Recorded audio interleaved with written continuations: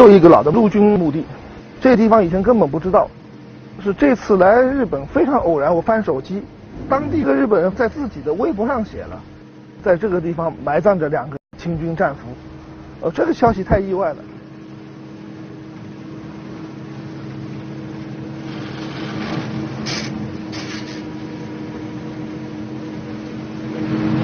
中国人可能从来都没有来过，到底在这个墓地里的哪个地方也不知道。今天这里的话，像是一个。Cada vez que viaja a Japón, Chen Yue descubre nuevos hallazgos sobre esa guerra. 哎呦，出来了，一大片的。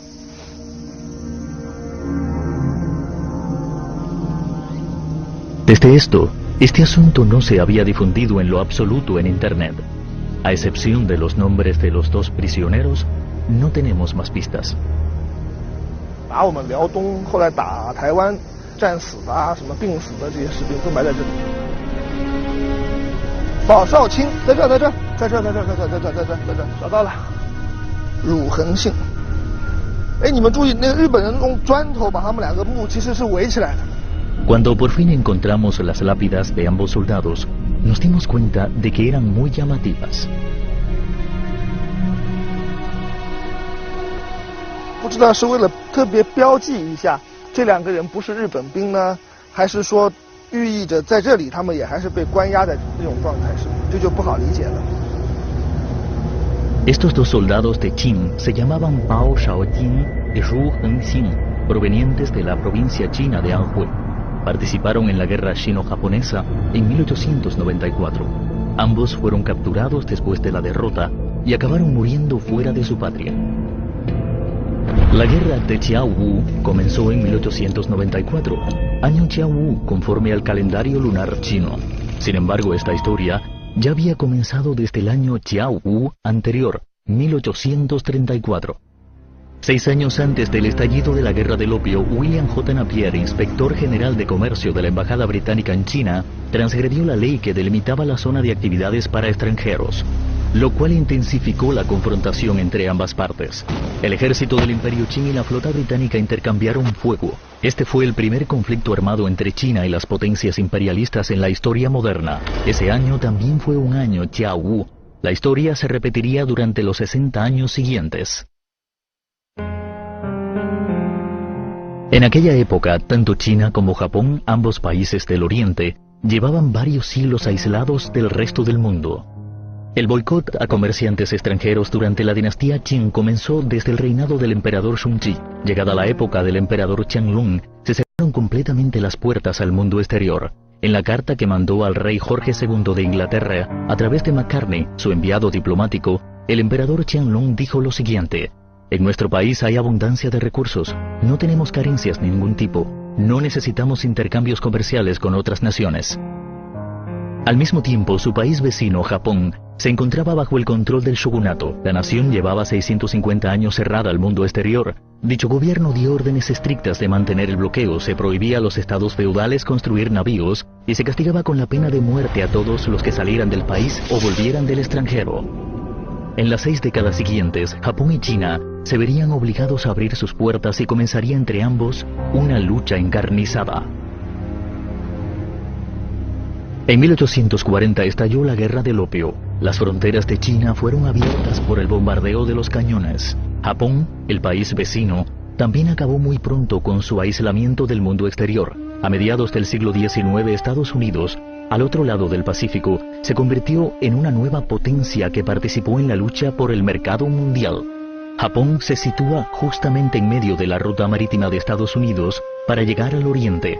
Por su ubicación, juega un rol fundamental y estratégico tanto en el sentido militar como en el comercial.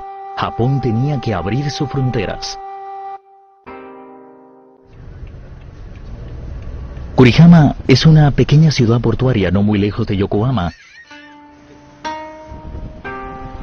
donde el nombre de muchas cosas viene de los buques negros. A las orillas hay un restaurante llamado El Buque Negro, que lleva muchos años aquí. Al lado del restaurante hay un pequeño museo conmemorativo, donde se venden una gran variedad de recuerdos de los buques negros. En 1853, Perry, comodoro de la Armada de los Estados Unidos, trajo hasta aquí 4 buques pintados de color negro con el fin de amenazar al gobierno shogun de aquella época para que abriera las fronteras de su país. Tal fue la impresión que dejaron esos buques negros en la memoria de los japoneses, que bautizaron ese suceso como la expedición de los buques negros. 14 años después de la apertura de China a causa del bombardeo de los buques ingleses, Japón también se vio obligado a abrir sus fronteras, en este caso ante coacción de los cañones estadounidenses. Tras la expedición de los buques negros, Japón firmó con Estados Unidos y algunos países de Europa el Tratado de los 5 países del año An-Asei, que contenía el Tratado de Amistad y Comercio Japón-Estados Unidos.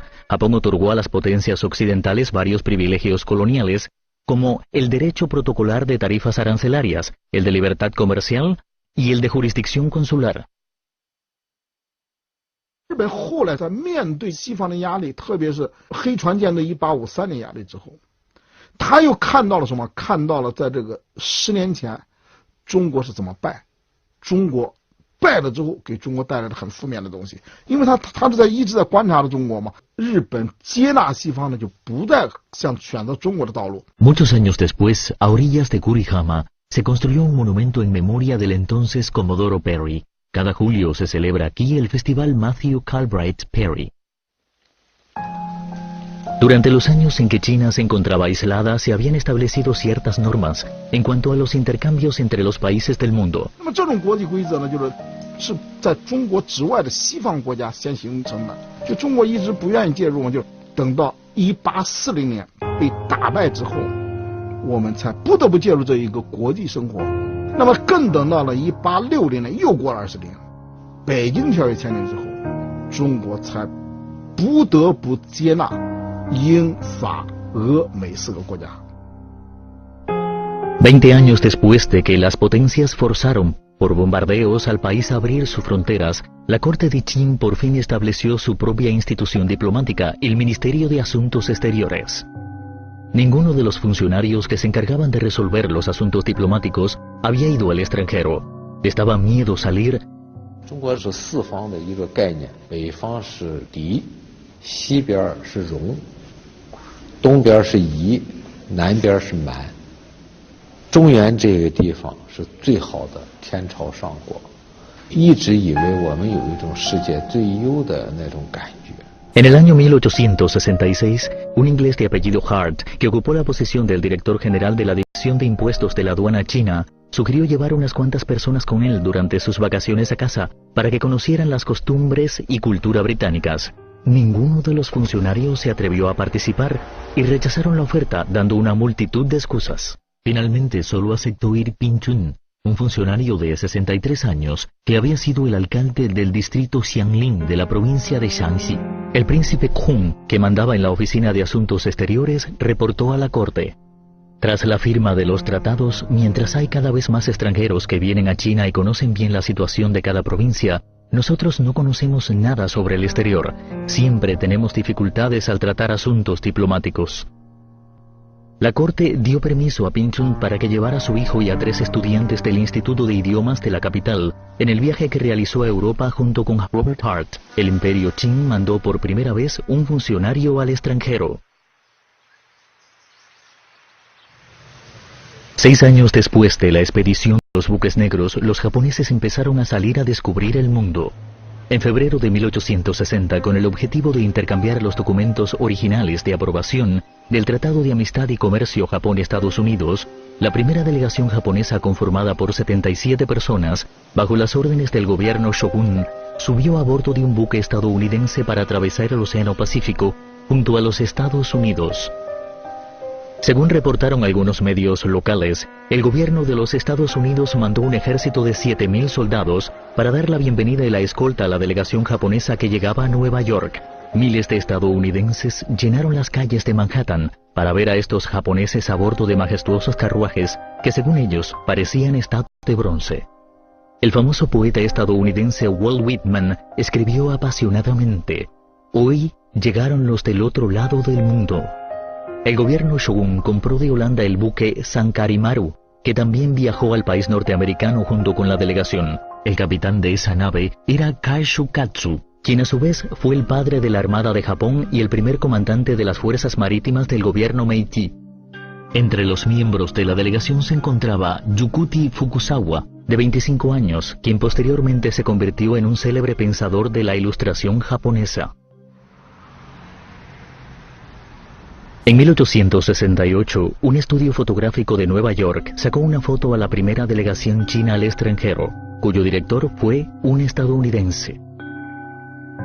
Después de la Segunda Guerra del Opio, los países occidentales mandaron sucesivamente enviados diplomáticos a Beijing. Mientras tanto, China nunca envió emisarios al extranjero.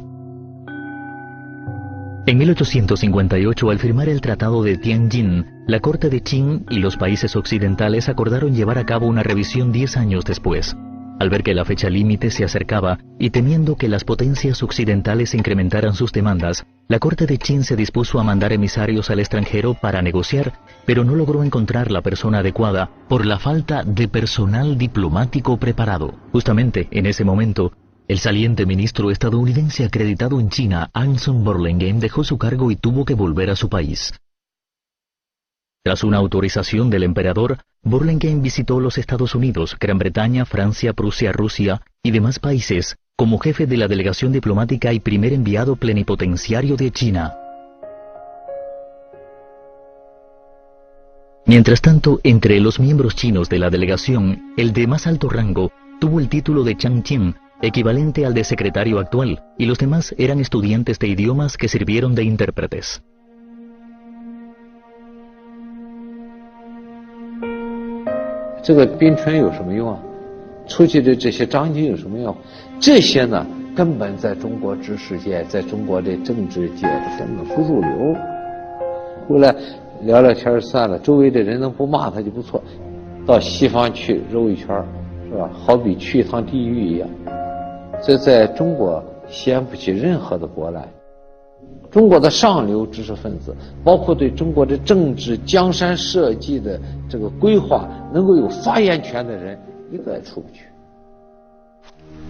En el año 1868, la primera delegación diplomática del Imperio Qing se puso en camino.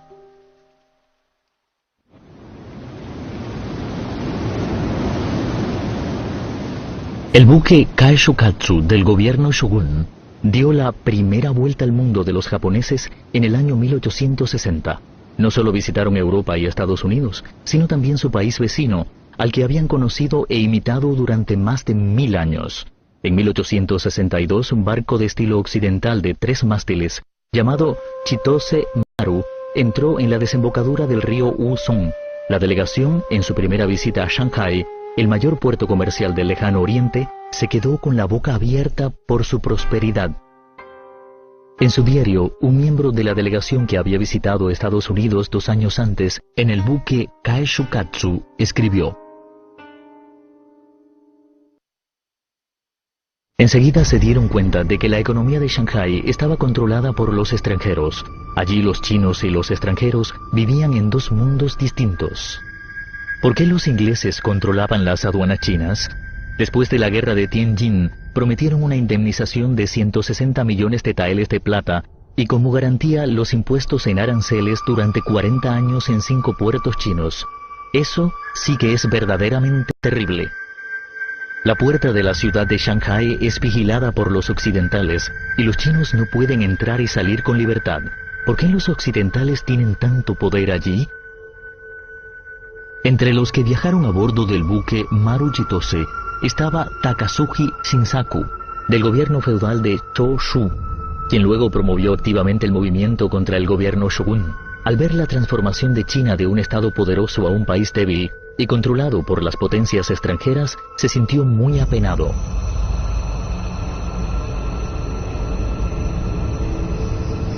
Meditaban asustados sobre cómo era posible que China, un gigante que era ejemplo cultural y que parecía que nunca sería invadido, fuera derrotado por el Reino Unido, un país tan pequeño que apareció de manera inesperada. Las experiencias de sus viajes despertaron en los japoneses la ambición de ser más poderoso a través de las reformas. En la década del 60 del siglo XIX, los poderosos estados feudales del suroeste de Japón, entre los cuales estaban Choshu y Satsuma, promovieron el movimiento anti-shogun que cambió la historia contemporánea de este país. 因为这一批下级武士，他有特别强的实践和那个应变能力。他看到跟西方这么对抗不行，马上就放弃，就跟西方合作。他觉得自己光靠武士不行，他就联合了相当多的农民，叫豪农豪商，他们有钱。 然后觉得自己这一批下级的不行，那就联合已经幕府里面的一些高官有没有支持，对这个德川幕府不满意的，那就把镰仓居士啊、叫三条师妹，这都是当时幕府里的非常重要的大官呐，都给拉来成为。En 1868, el mismo año que la primera delegación china con el estadounidense Burlingame como jefe visitó Europa y Estados Unidos, en Japón se terminó el reinado de casi 700 años del gobierno shogun. Kagoshima es la ciudad más al sur del archipiélago japonés. En el centro de la ciudad se ven muchas estatuas de personajes célebres como Saigo Takamori, Okubo Toshimichi y Heihachiro Togo, recordándoles a los visitantes que en esta tierra se irguió una vez el poderoso estado feudal de Satsuma, bien conocido durante el shogunato. En aquel entonces, la fuerza principal de la campaña anti-shogun provenía de los estados Satsuma y Choshu, al suroeste de Japón. En 1868, las élites del movimiento anti-shogun, bajo el nombre de la Restauración, hicieron que el Mikado, quien se había alejado del núcleo del poder por casi 700 años, se trasladara desde Kioto hasta Edo, la capital del shogunato, y le asignara el nuevo nombre de Tokio. Se anunció el nuevo reino como Meiji.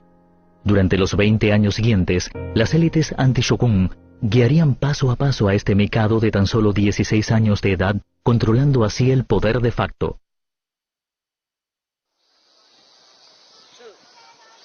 El incipiente gobierno Meiji se enfrentaba a guerras civiles, déficits fiscales, presión por parte de las potencias y muchas otras amenazas. Aún así, no dejó de enviar delegaciones al exterior con bastante frecuencia. El joven régimen estaba ansioso de dialogar con las potencias mundiales para encontrar su camino en el futuro.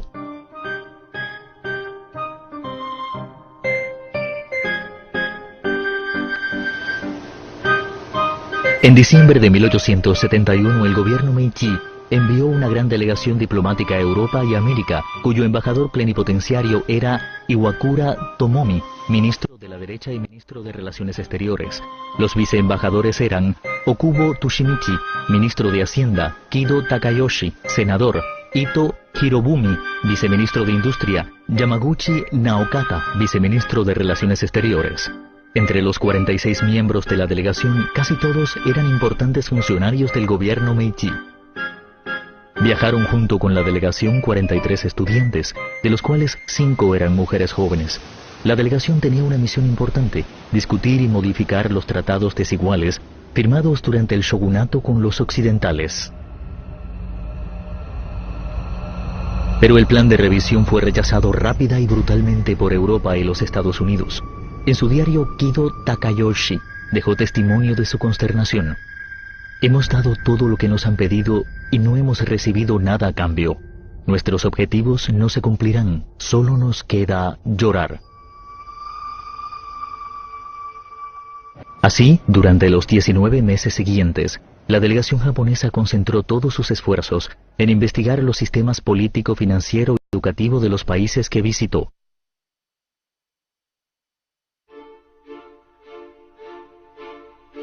A mediados del siglo XIX, Japón y China se vieron obligados a abrir sus fronteras casi simultáneamente. En Japón, estalló una revolución al poco tiempo y los líderes del nuevo régimen de pronto comenzaron a entender y adaptarse a las nuevas reglas del juego mundial. China, sumida en la ilusión de ser el gran imperio incomparable, no quería despertar. Pero durante los 20 años posteriores, golpeada fuertemente en las 2 guerras del opio, iba retornando poco a poco a la realidad. Mientras que la restauración Meiji tuvo lugar en Japón, el movimiento de autofortalecimiento de China también avanzaba día a día. En ese antiguo reino comenzó una notable transformación. En 1870, el fotógrafo británico Tom Johnson hizo esta foto en la fábrica de maquinaria de Qinling, Nanjing, China. Los funcionarios chinos estaban inspeccionando la fabricación de cañones. En 1873, el semanario Harper Weekly de Estados Unidos reprodujo esta imagen en un cuadro de madera grabado y escribió: en los últimos años, el pueblo chino finalmente ha comenzado a renunciar a sus absurdos prejuicios sobre las invenciones de los bárbaros occidentales y espera utilizarlas para reemplazar a los dispositivos torpes que han venido utilizando durante miles de años. La fábrica de maquinaria de Qinling fue fundada en 1865 por el virrey de los Dos Ríos, hoy Shanghai, Jiangsu, Anhui y Jiangxi, Li Hongzhang. En aquel periodo se establecieron muchas instituciones importantes del movimiento de autofortalecimiento que paso a paso promovieron la modernización de China. 我们这样经过100多年，留下的车间不是很多，就这个比较完整的是船镇的轮机厂。 Este taller es probablemente el único testigo de esta planta con 150 años de historia.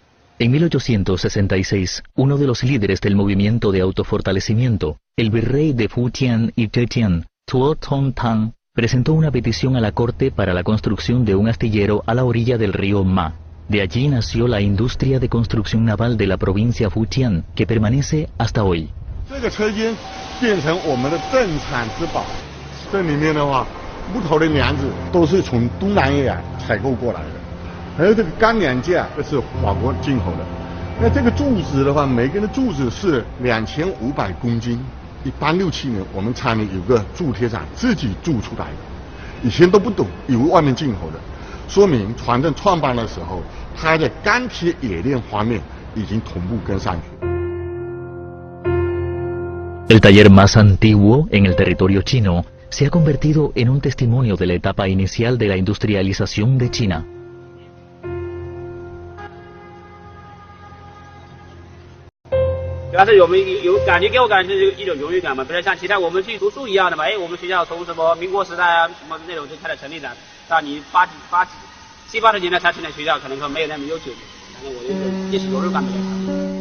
El silbato del astillero de Ma Wei nunca se detuvo, pero con el paso de los años y tras distintas reedificaciones, ya no es posible reconocer su apariencia original. En el año 2006, el descubrimiento inesperado de algunas antiguas fotografías del Buró de Construcción Naval de Fujian volvió a despertar la memoria. La construcción del buró comenzó en diciembre de 1866, contratando a empleados extranjeros, edificando fábricas y talleres, yendo al extranjero para comprar equipos. Tan solo 2 años y medio más tarde, el primer barco, con un desplazamiento de 1.450 toneladas, la cañonera Wang Yanqing, fue completada en su amarradero. El hombre de esta vieja foto es el primer supervisor del buró, el francés Prosper Marie Higel. De los 51 años de su vida, dedicó 2 décadas a la fundación y desarrollo del Buró de Construcción Naval de Fujian. Prosper Marie Higel mandó a traer a un gran número de ingenieros y técnicos desde Francia. Con el fin de alentar a los empleados extranjeros a capacitar al personal chino, Tuo Tong-tang diseñó medidas detalladas. Si durante un periodo de 5 años, los empleados extranjeros podían llevar a cabo la construcción naval y al mismo tiempo lograr enseñar a los trabajadores chinos a fabricar siguiendo el plano y a conducir los buques por sí mismos, el contratista general, Prosper Marie Higel, sería galardonado.